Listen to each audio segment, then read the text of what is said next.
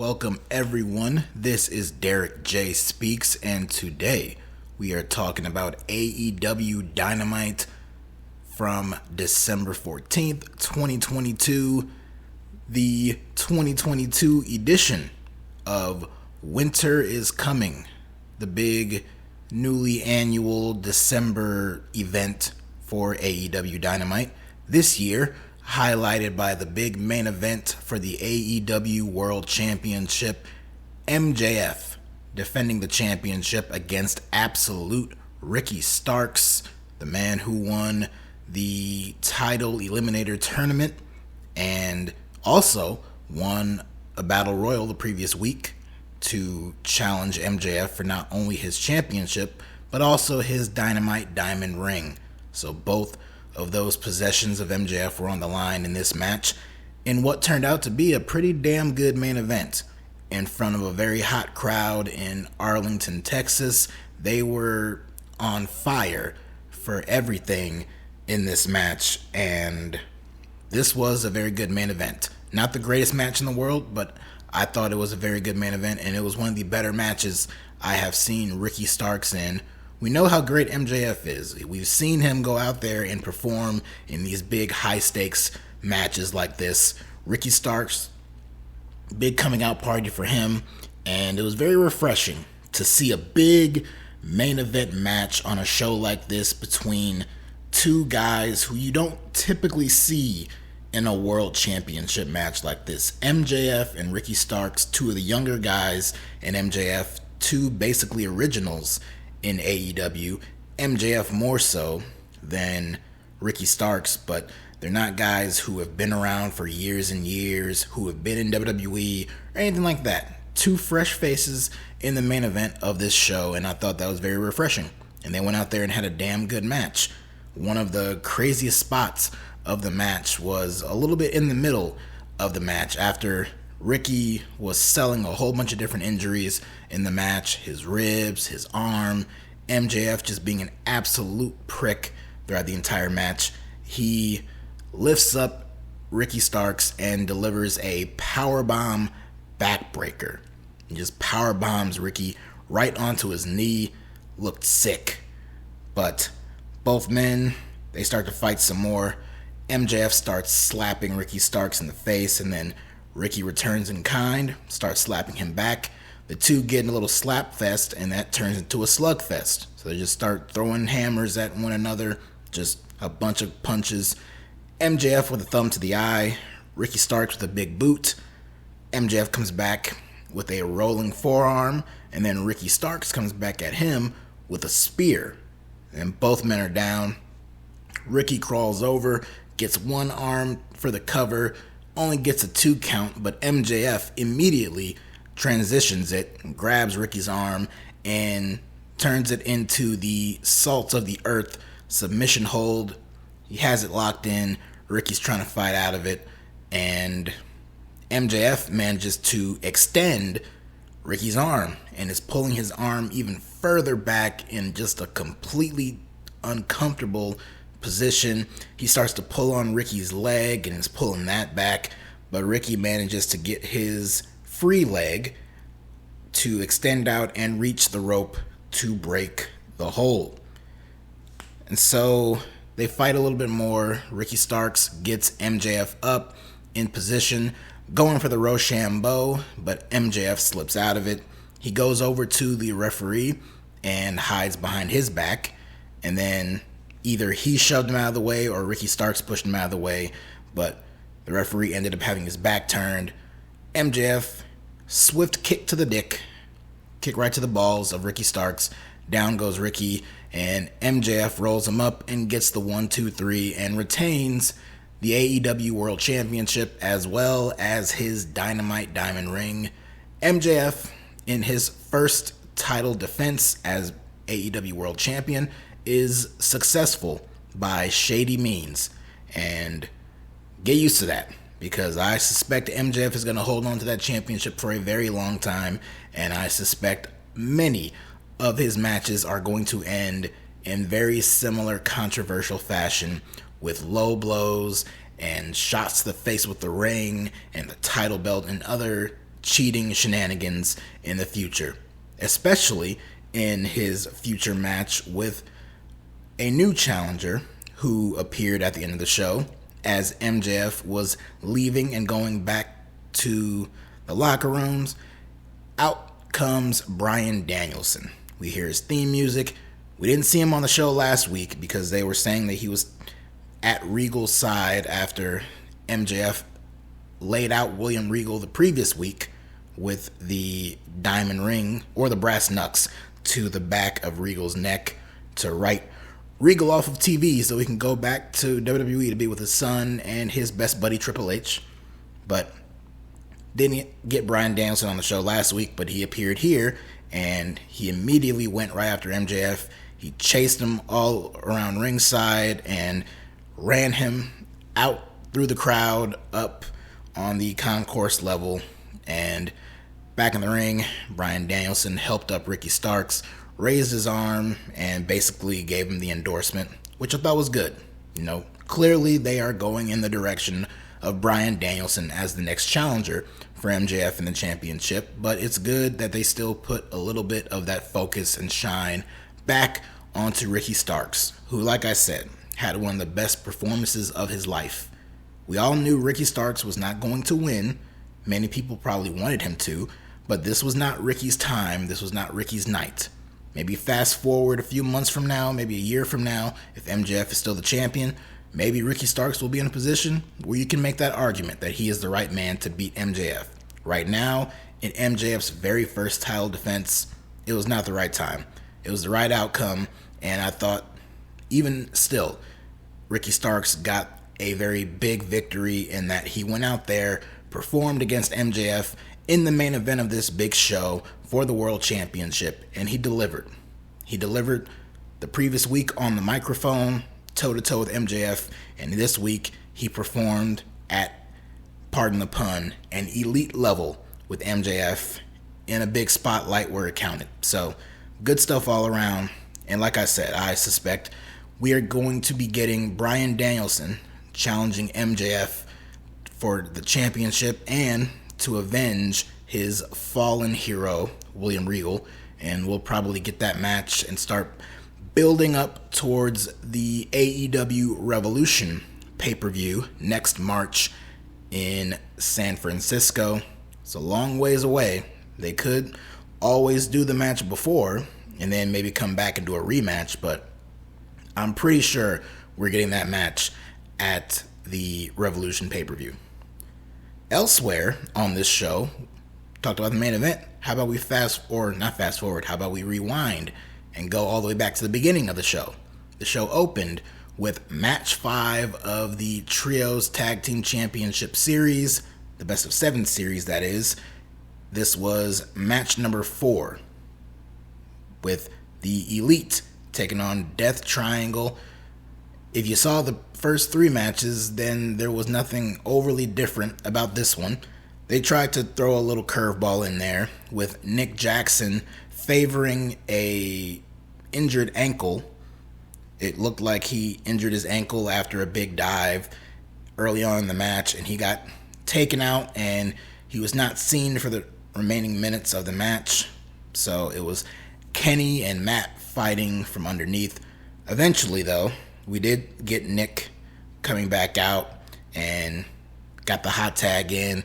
He was a house of fire going after Death Triangle, but he goes up against Phoenix and he goes to hit him with a super kick.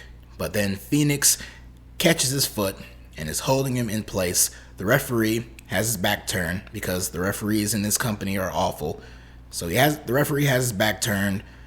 Ray Phoenix is holding Nick Jackson's leg, and in comes Pentagon, who hits Nick right in the ankle with the hammer, and then he's encouraging Phoenix to finish the job. Phoenix looks conflicted, and he just goes ahead and locks Nick Jackson in a heel hook and gets the tap out victory. And so now Death Triangle are up 3-1 in this best of 7 series, and we are set to get match number 5 next week. And now we know that match will have a stipulation, because after this match, Kenny Omega got on the microphone. He talked about how he's sick of the Hammer and all this cheating and everything that Death Triangle is doing. So now, going forward, how about we make it so that the Hammer is legal and all weapons are legal and anything goes. So he challenged Death Triangle to a no DQ match. We got the official word later on in the night that has been made official. And during the main event, like right towards the beginning of the main event match, we heard Excalibur on commentary mention that Tony Khan announced that not only will match 5 be no disqualification, but if there is going to be a match number 6 and a match number 7, which of course there will be, match number 6 will be a Falls Count Anywhere match, and the final deciding match number 7 will be a ladder match. So it's good that they're going to throw some stipulation matches out there. I'm not going to lie, I'm kind of over this series now. Best of 7, it's hard to keep one's interest high in 7 straight matches between 2 teams like this. The matches are good, but it's just like, it's nothing really overly brand new. Maybe next week with the no disqualification stipulation, it'll be something a little different. You know, it'll have the tornado rules, they'll get the weapons and all that, and then, of course, the Falls Count Anywhere match, and then the big ladder match. So we'll see. Hopefully they'll be a little bit different and can do a little more with this. Another big thing that happened on this show was Chris Jericho taking on whom he anointed earlier in the night, a jobber.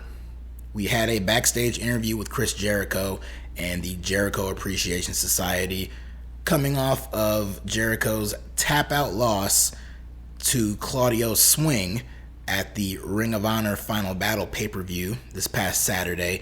Jericho was not in a good mood, and he said that he was going to go out to the ring and have a tune-up match with a jobber. Also during that segment, we had a little tease of maybe them picking back up with the Daniel Garcia storyline, because Jericho told them that from now on he's going to be sitting under the learning tree and taking mentorship advice from Sammy Guevara. So I'm sure that'll instill some resentment down the line. But back to Jericho. Jericho was going to have a jobber match on the show. He went out there, had a match against this guy named Action Andretti, who was such an important figure that when they flashed the logo at the bottom of the screen that was supposed to show his name, it instead just showed Chris Jericho's name again. So they were just laying it on thick that this was just a complete nobody. It doesn't even matter what his name is. He has a name, and this is it. But the fans, even though they happily sung along with Judas, they were not in the mood to cheer for Chris Jericho, and they cheered for every single thing that this jobber was doing in this match. They were showering Chris Jericho with boos and "you tapped out" chants, and they were cheering for Action Andretti by cheering "let's go jobber."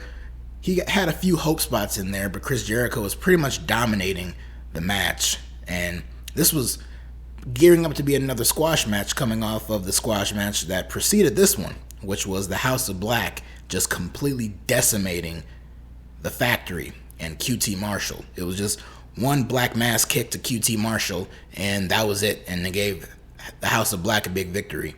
So great for them, looking dominant, as dominant of a force as they ever really have. Good for them. So it looked like we're gearing up for another situation like that here. But instead, Action Andretti was putting up a good fight against Chris Jericho, the Ocho, even going as far as to have Chris Jericho hit this guy with a code breaker, and he kicked out. And the fans were going absolutely nuts. A huge ovation. Jericho sold it perfectly with his facial expressions, and they went to a picture commercial break. And then they came back from break. The two are fighting again. Jericho, for the most part, is remaining in control, but Action Andretti is still having some hope spots. And it leads to Andretti being able to slip through Jericho's fingertips and plant him, take him down, and then hit him with a running shooting star press and got the clean pinfall victory over Chris Jericho.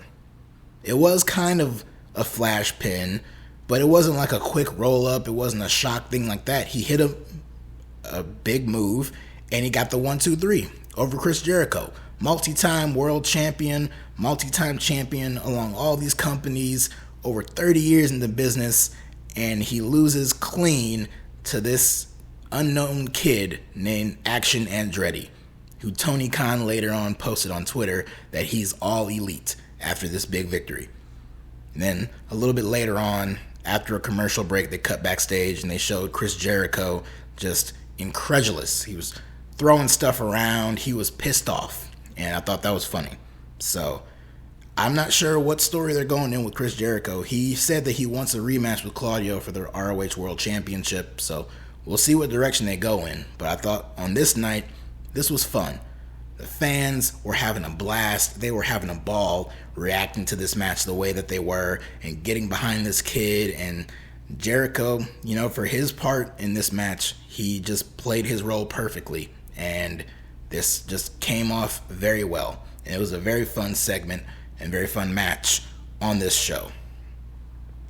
Elsewhere, a few of the other things that weren't like huge, but like a few other notable things that happened on this show.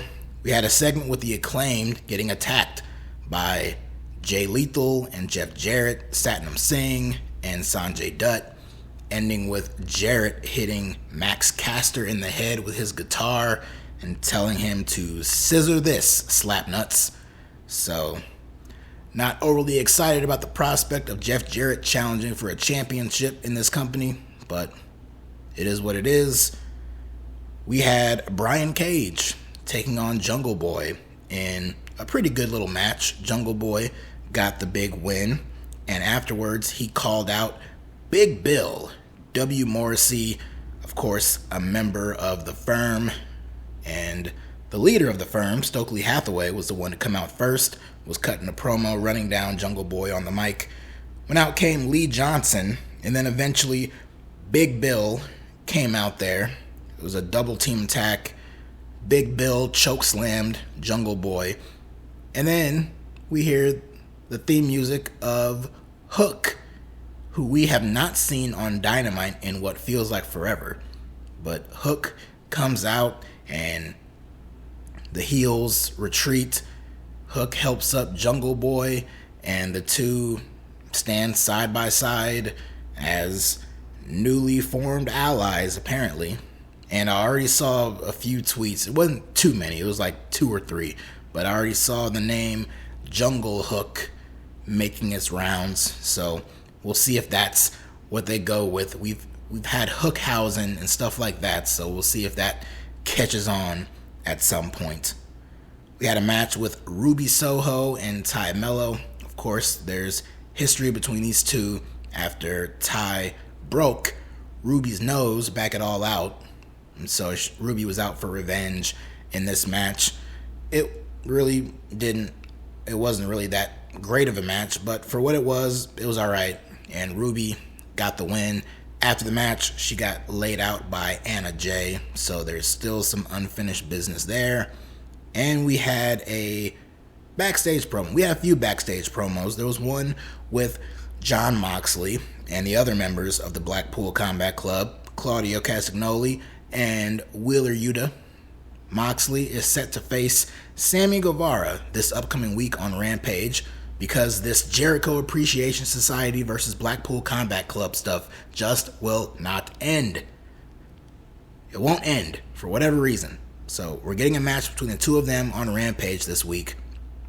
But during this promo, Moxley extended an invitation for Hangman Page to come out there. And if he wants a fight, you know where to find him. And if he wants to, he can bring along his Dark Order buddies. And so later on in the night, we see Alex Marvez interviewing Hangman Page as he's being examined by a doctor or a physician, whatever, back in the back. And Hangman's cutting this promo talking about how he's not cleared yet, doesn't know when he'll be cleared. And he starts to talk about that night that he got hurt, that night that he faced Moxley for the championship in the main event. And he talked about when he was wheeled out on a stretcher. I think it was either when he was in the ambulance or by the time he was at the hospital, when they were asking him all these questions like, do you know where you are? Do you know who you are? And that kind of stuff. He was like, yeah, I had answers to all these questions. I knew where I was. I knew I was in Cincinnati, Ohio. I knew I was just wrestling Jon Moxley for the AEW World Championship. I know the date is October 18th. All this stuff.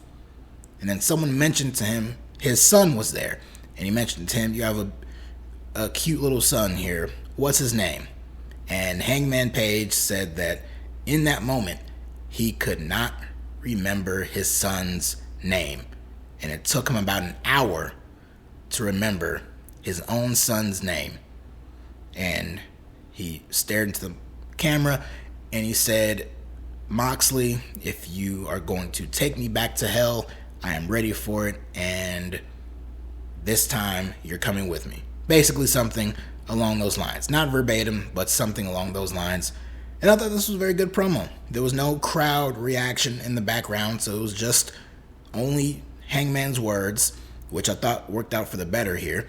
It made it a lot more impactful, and I thought this was very effective. We've seen Hangman come out for the past few weeks on Dynamite and on Rampage attacking Moxley, and it's like, what's the reason for it? I mean, the last time we saw Hangman in the ring, it was against Moxley for the championship, and Moxley is the one who gave him the concussion. So that's reason enough. But, it helps to have actual words from the man himself. Why are you back? Why are you this angry and targeting Jon Moxley? And that's basically it here. In that big match, he goes up against Mox, he gets his bell rung, and he feels fine, he feels ready to go, but for that one moment, everything, out of all the things that he could remember, the one thing he could not remember was his own son's name. And that was a moment that he will never forget. That is a moment that will stick with him, and that is a moment that will drive him to fight Jon Moxley and prove that he is cleared and prove that he can go toe-to-toe with the best of them like Jon Moxley. So, I don't know when we're getting that match. I don't know if that's another match that they're going to save for the Revolution pay-per-view.